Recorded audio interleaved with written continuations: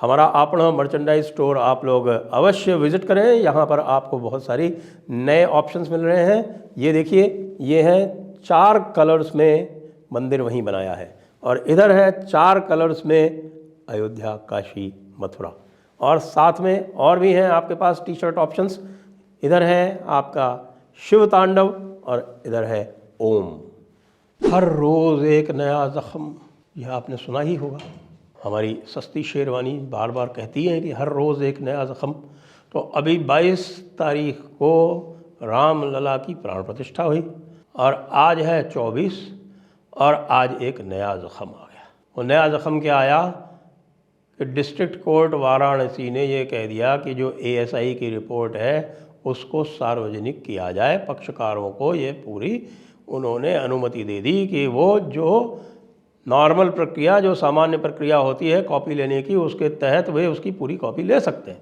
तो वो कॉपी ले ली जाएगी। लेकिन हमारे पास सूचना आ गई है, हमें अब यह पता चल गया है कि भाई काशी ज्ञानवापी में जो ASI की रिपोर्ट आई है उसमें क्या क्या आने वाला है, और वो जो आने वाला है उसको सुनकर हमारे सस्ती शेरवानी, हमारी सबा, हमारी साइमा और हमारे पाकिस्तानी मुलाजिम और हमारे पाकिस्तानी मुक़द्दम और हमारे पाकिस्तानी और हिंदुस्तानी आलम उलमा, इनके सबके होश उड़ जाएंगे। होश इसलिए उड़ जाएंगे कि जो नंगी आँखों को दिखाई पड़ रहा है उसको वैज्ञानिक तरीके से ASI ने सिद्ध कर दिया है, और ये कह दिया है कि ये जो मस्जिद है ज्ञानवापी मस्जिद, ये एक मंदिर की दीवारों पर चुनी गई है, यहाँ पर मंदिर ही था। लो कल लो बात। अब आपको पता चला कि ये बाबरी के मामले में इतनी इन्होंने जद्दोजहद क्यों की, इतनी शिद्दत से क्यों लड़े। ये जो शिद्दत दिखाई गई है, यह क्या मजबूरी थी कि इसमें इतनी शिद्दत दिखाई गई। इसलिए दिखाई गई जनाब क्योंकि इनको अच्छी तरह से पता है कि भैया ये जो मथुरा वाला मामला है और ये जो काशी वाला मामला है, ये तो बिल्कुल स्वयं सिद्ध है। आप ये देखिए, ASI के रिपोर्ट में जब वो अंदर गए हैं तब उन्होंने अपने सर्वे से, अपने जो रेडार उन्होंने ग्राउंड पेनिट्रेटिंग रेडार इत्यादि लगाए, उनसे सबसे लेके उनको ये पूरी तरह से पता चल गया कि यहाँ पर जितनी भी दीवारें हैं, ऊपर का जो गुंबज है उसको छोड़ दीजिए, ये पूरा का पूरा मंदिर ही है। इसमें जो इन्होंने उसके ऊपर पुताई करके, सफ़ेद पुताई करके, और उनको छुपाने का प्रयास किया है। लेकिन भाई सफ़ेद पुताई करके जो कार्विंग होगी उसको कैसे छुपा दोगे? या तो उसका जो वो पूरा का पूरा जो आपका जो प्लाक है या जो जिसको रिलीफ बोलते हैं, उसको आप पूरे पैनल को हटाओ वहाँ से। तो पैनल तो आप हटा नहीं सकते, बाहर पहरा लगा हुआ है, तो उसको जो है वो किसी भी तरह से पोत पात के उसको जो है और 3-4 कोट कर दो उसके ऊपर, ऐसे लगे कि साहब यहाँ कुछ भी नहीं है। वो सारा का सारा जो है वो स्पष्ट होकर बाहर आ गया। ये भी ये पता चल गया कि जो ऊपर से जो गुंबज बनाया गया है वो ऊपर का जो शिखर था उसको तोड़ के बनाया गया। ये भी पता चल गया कि जो बीच वाला गुंबज है उसके नीचे शिखर के जो चिन्ह है वो स्पष्ट दिखाई पड़ रहे हैं कि यहाँ पर मंदिर का शिखर था। पीछे जो श्रृंगार गौरी की जो बात होती है, वो श्रृंगार गौरी का पूरा वहाँ पर मंदिर है, ये भी स्पष्ट हो गया। जो पीछे की जो पश्चिमी दीवार है, ये तो नंगी आँखों को ही दिखाई देता है, उसका तो पूरा का पूरा विवरण निकाल के बता दिया कि यह मंदिर का है। और यह सिद्ध कर दिया, स्पष्ट रूप से फाइंडिंग दे दी कि भाई ये पूरी मस्जिद जो है ये बनी हुई है किसके ऊपर? मंदिर के ऊपर। फिर क्या बच जाता है? साथ में आपको पता है पूरे कैंपस का सर्वे भी जो है वो भी आदेशित हो गया है, पूरे कैंपस का भी सर्वे होगा।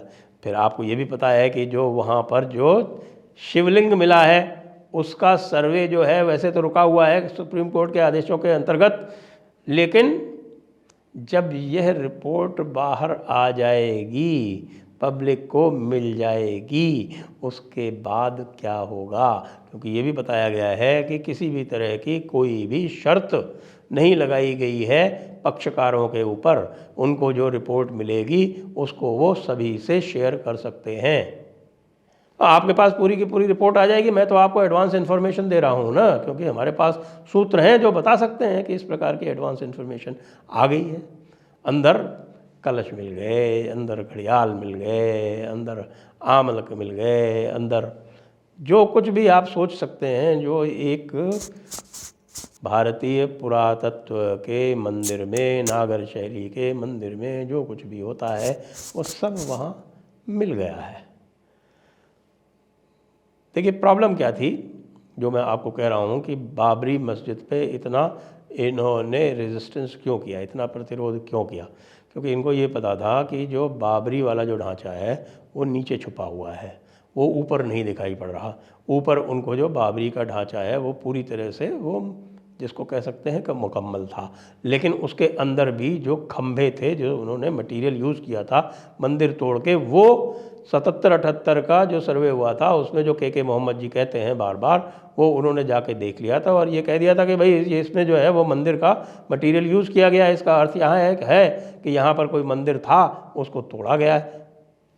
कॉमन सेंस यही कहता है ना, कॉमन सेंस ये कहता है कि भाई यदि आपने बनाई एक नई मस्जिद है तो उस नई मस्जिद में यदि कोई पुराना खंभा लगा हुआ है तो इसका अर्थ ये है कि यहाँ पर कुछ तोड़ा है आपने और उसका जो मटेरियल है इसमें यूज़ कर लिया है। अच्छा, ये जो बात है ये बड़ी ही कॉमन है। कॉमन क्यों है? ये पुस्तक, इस पुस्तक में मैंने आपको बताया हुआ है कि पूरे 2000 इसमें आपके लिस्टेड हैं, जिसके अनुसार यहाँ पर 2000 से अधिक उदाहरण सीताराम गोयल जी ने पूरी रिसर्च करके दे दिए हैं। और उसमें वो क्या कहते हैं, देखिए उनको भी पता था, ऐसी बात थोड़ी कि उनको नहीं पता था। वाराणसी में क्या कह रहे हैं वो, मस्जिद at Gyanvapi, Vishweshwar temple, materials used. और वैसे मटीरियल्स तो यहाँ यूज़ हुए ही हैं, दिख रहे हैं आपको। तो बाबरी मस्जिद में ये इसलिए बचाना चाहते थे क्योंकि बाबरी मस्जिद में उन्हें ये पता था कि अगर कहीं बाबरी मस्जिद में ये सिद्ध हो गया कि भाई ये मंदिर तोड़ के बनाई गई है और ये मिल गई वापस हिंदुओं को, तो फिर कोई भी मस्जिद नहीं बचेगी। क्योंकि अधिकतर जो बाकी मस्जिदें बनी हैं वो तो उसमें ऊपर स्पष्ट दिखाई पड़ता है, जानबूझ के इसलिए ये किया करते थे। उसके पीछे भी एक कारण था, उसके पीछे ये कारण था कि वो कुछ दीवारें छोड़ दिया करते थे, कुछ अंश छोड़ दिया करते थे, मटेरियल्स यूज़ कर लिया करते थे।